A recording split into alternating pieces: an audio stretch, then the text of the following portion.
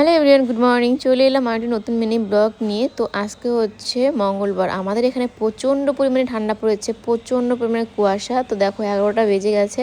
যেহেতু অনেক রাত্রে এসেছিলাম, এর জন্য দেরি করে ঘুম থেকে উঠেছি। আর স্নান টান করে এখন এসেছি সোনুর স্কুলে। সোনুকে নিয়ে আসিনি, সোনু তো আছে ওই বাড়িতে। আর সোনুর স্কুলে দেখো ক্রিসমাস ডে যে প্রোগ্রামটা হয়েছিল সেটার জন্য এখানে সাজানো হয়েছিল। আর এখান থেকে সোনুর একটা ফ্রেন্ড আসছে, কিন্তু সোনু বেচারাকে রেখে এসেছি। আজকে সোনুর হচ্ছে মানে যে টেস্ট হয়েছিল পার্ট 2, সেটা আর কি রেজাল্টটা দেখালো। তারপরে বাবার বাড়িতে গিয়েছিলাম, একটু কাজ টাজ করে সেখান থেকে সোনু কেক নিয়ে এসেছে। আর সোনু একটা বসে বসে খেলো। আর এদিকে দেখো আমি কত কিছু ধুয়েছিলাম, কিন্তু আজকে দুঃখের বিষয় রৌদ্র ওঠেনি, সমস্তটা ভেজা আছে। আর এদিকে দেখো আমাদের ফুলটা দু রকমের ফুল হয়েছে, কিছু বুঝতে পারছি না। একই গাছে দু রকমের ফুল। এরকম লাল টাইপের একটা ফুল কিন্তু মায়ের ছাদেও আছে, তো সেরকমই প্রায়। আর এদিকে দেখো সোনু স্নান টান হয়ে গেছে, এখন কীরকম লাফালাফি করছে। জামাকাপড়গুলো সব আমি বারান্দায় রেখে দিলাম। এখন কাজ করছে যে দেখো গাছে পেঁয়াজে হচ্ছে গাছ হয়ে গেছে, ঠিকমতো খাওয়া হচ্ছে না বলে। এদিন ভাবলাম যে পেঁয়াজগুলো হচ্ছে মাটিতে লাগিয়ে দিই, তাহলে পেঁয়াজগুলি হবে, সেটা খেতেও পারবো। তো এর জন্য বালি মাটিগুলো সরিয়ে কালো মাটিগুলো বের করে এখন হচ্ছে পেঁয়াজগুলো এক এক করে লাগিয়ে দিচ্ছি।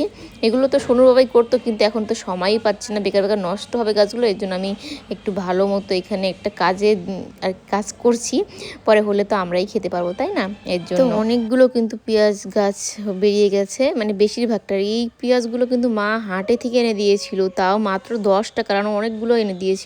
আর এখানে এতগুলো গাছ বেরিয়ে গেছে। এদিকে দেখো ব্যাগ গুছিয়েছি, যাচ্ছি হচ্ছে বাবার বাড়িতে কদিন থাকার জন্য।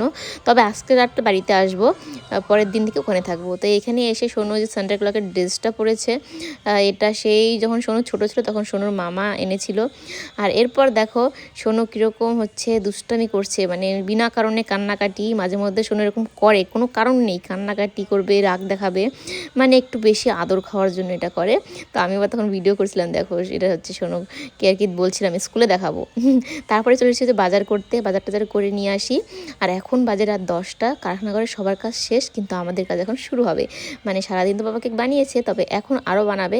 সেখানটায় আমরা 4 জন থাকবো, মানে কালকের মতো। তো দেখো 12টা বাজতে চলছে, আর আজকে কিন্তু কাজ শেষ, এখন যাবো বাড়িতে। চলো আজকে আমাদের ব্লগটা